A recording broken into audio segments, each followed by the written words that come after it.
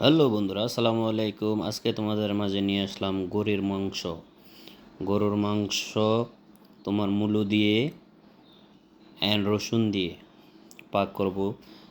সবগুলো মশলাগুলো দিয়ে গরুর মাংস এখন মিক্স করতেছি।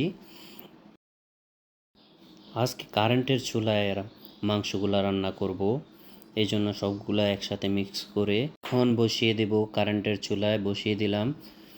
এখন একটু নাড়াচাড়ি করব, নাড়াচাড়ি করতেছি আর মাংসগুলা তারপরে একটু ঢেকে দিব।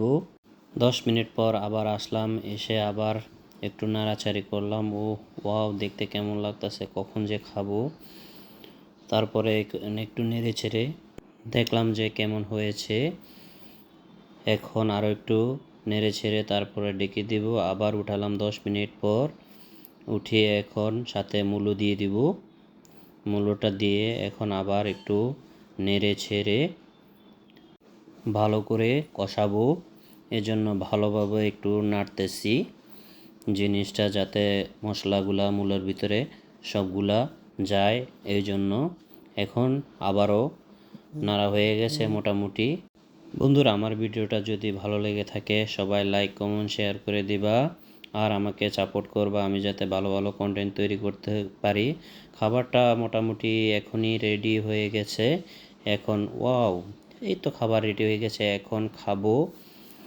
এখন খাওয়ার পালা, আর তস সইছে না। হা হা হা, আমাকে খেতেছি, অনেক সুস্বাদু হয়েছে খাবারটা। সো সবাই ভালো থাকো, সুস্থ থাকো, আল্লাহ হাফেজ। দেখা হবে আরও একটা ভিডিওয়ে।